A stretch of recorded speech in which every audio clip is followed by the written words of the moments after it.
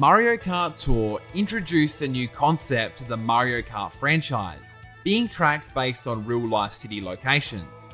Not including all the different variants, so far we have gotten 13 city tracks introduced in Mario Kart Tour, with even more expected in the future. I personally find these tracks to be simply incredible. They have you racing in real-world locations and exploring different landmarks of each city. If you're a fan of the city tracks, you are absolutely in luck, because Wave 5 of the Booster Course Pass is bringing in 3 of them, and they're launching tomorrow. Greetings folks, my name is Swiftjar. Hello! And I'm delighted to welcome you back to the analysis and comparison series. This series is where we explore the history of a track from the Mario Kart series and analyze all the changes it has experienced over the years. As per the title, we are going to be exploring the Wave 5 city tracks with 2 very special guests, being Rider Kart DX and G-World Pro. Before we start, I invite you to subscribe to this channel so you never miss out on our Mario and Mario Kart discussions, and to be part of our giveaway in the pinned comment below. Rightio, let's go ahead and start with LA Laps. Los Angeles Laps debuted in Mario Kart Tour's 2022 Los Angeles Tour. As per its naming convention, it takes place in Los Angeles, California, in the United States. The course itself showcases several iconic sites within Los Angeles, such as the renowned Santa Monica Pier and the Inglewood Oil Field, among many others. Los Angeles Laps offers 3 distinct routes. These are Los Angeles Laps 1, Los Angeles Laps 2, and you guessed it, Los Angeles Lap 3. The initial route encompasses the Santa Monica Pier and Venice Beach, while the second route highlights the Inglewood Oil Field, and the third route takes races through Dodger Stadium and Beverly Hills. Unlike conventional city courses, each route of LA Laps takes place in a completely different section of the overall track, resulting in distinct finish line locations for each route. Mario Kart 8 Deluxe brings back LA Laps as part of Wave 5 of the Booster Course Pass. This track is set to appear as the first course of the Cherry Cup. This version is a combined version of the 3 routes seen in Mario Kart Tour, of course coming with some significant visual improvements. Firstly, this track is now set during the day rather than during sunset in Tour's version. The course's route has yet to receive official confirmation, although it does appear to consist of 3 distinct sections rather than the traditional laps. The Venice Beach Skate Park has undergone some enhancements, including the addition of a half pipe. Additionally, 2 glider rings, each housing an item box, have now been incorporated into the Inglewood Oil Field. It does remain currently unclear though if these are associated with the original glide ramp shortcut in the area, or if gliding is now part of the primary route. The arrow signs in the water from Mario Kart Tour have also now been removed, but we do have chevrons that have been installed on the railing on the highway. And lastly, the Pacific wheel now actually rotates, and the flags even wave with the wind. Nice. Moving on, the next city track that we're going to analyze is Mario Kart Tour's Athens Dash. Allow me to pass you on to Rider Kart DX, who will take you through Mario Kart Tour's Athens Dash, which is the very first Mario Kart Tour city track to have introduced half pipes. Thanks, Swiftjar.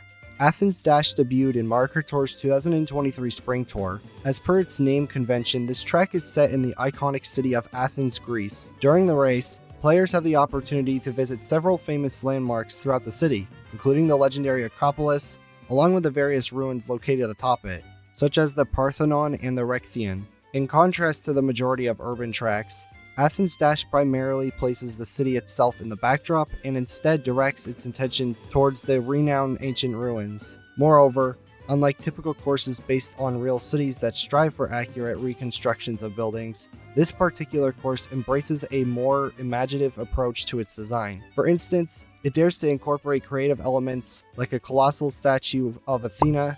There are 2 current routes for Athens Dash, being Athens Dash 1 and 2. Both of these routes will be utilized in Mario Kart 8 Deluxe's version, plus some current unused roads which I suspect will be Athens Dash 3. The starting line banner here is also epic, being set inside the Parthenon, Now let me pass you on to Swiftjar to go through all the changes in Mario Kart 8 Deluxe's version. Thanks for that, Ryder. Mario Kart 8 Deluxe brings back Athens Dash as part of Wave 5 of the Booster Course Pass. This track is set to appear as the first course of the Feather Cup. Several changes have been made to this version. Firstly, the cannon from the first route has been replaced with a normal glide ramp, where we head towards the Acropolis Grotto. This route hasn't yet been seen in Mario Kart Tour, but I assume it will be part of Athens Dash 3. We actually get to see this route when going down the wild mesh with ramps, leading to the Theatre of Dionysus. This does look quite different compared to Tour's version, which only has dash panels and arrows. Turning our attention a little bit further back, we actually have a new arch, which seems to suggest a second starting line, indicating that this course could be a section-based course. Moving on, the ramp at the end of the first variant near the Parthenon has also been reshaped. It is now a wooden type of ramp. Looking just underneath this, the rock formations and pillars have all slightly been altered. And lastly, it appears that the Goomba cutouts have now all been swapped out for Piranha Plant cutouts. Moving on, the final city track that is set to appear in Wave 5 is Mario Kart Tour's Vancouver Velocity. Allow me to pass you on to G-Walls Pro, who will take you through Mario Kart Tour's version of this. Thanks, Swiftjar. Vancouver Velocity is situated in the beautiful city of Vancouver, located in British Columbia, Canada, and makes its debut appearance in the Vancouver Tour. The track offers 3 distinct routes, aptly named Vancouver Velocity, Vancouver Velocity 2, and Vancouver Velocity 3. Each route of the course allows racers to explore various iconic landmarks of the city, as well as its natural surroundings. The first route treats racers to an exhilarating journey across the renowned Capilano Suspension Bridge. The second route immerses racers in the scenic beauty of the Lost Lagoon, while the third route showcases the striking Vancouver Public Library.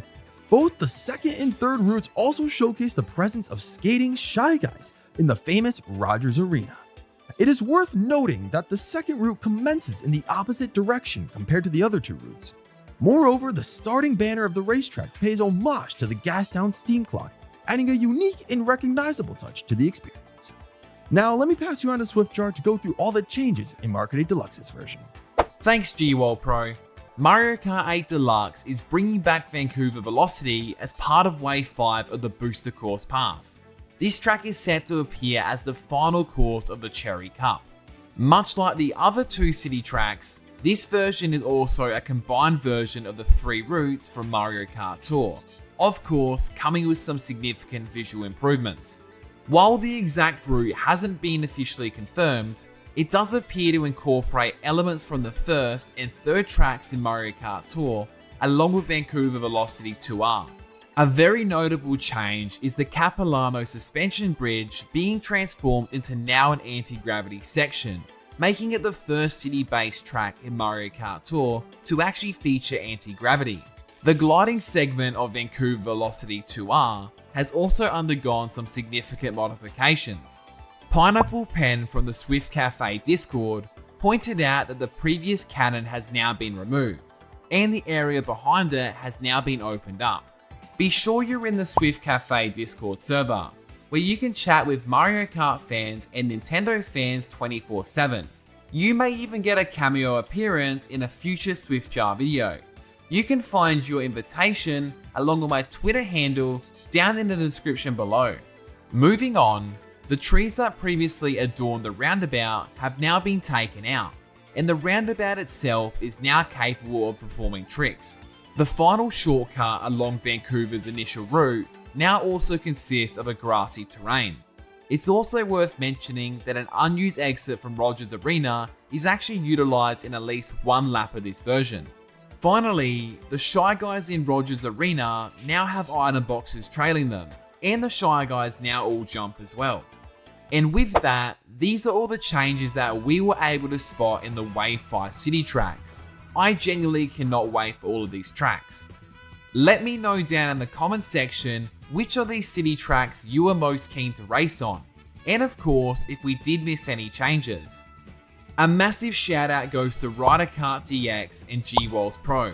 These 2 are absolute legends, and I highly advise you check out their content for yourselves. If you enjoyed this video, it'd be much appreciated if you could leave a like and subscribe. Thank you! It honestly really helps out the channel a lot. I'm also going to be live streaming on this channel the day Wave 5 releases, playing with you all. So be sure to jump in and say good day, or you can catch the replay I'll leave up on the channel. And finally, a massive shout out goes to all of our members. I appreciate it beyond words. Until next time, take care and goodbye.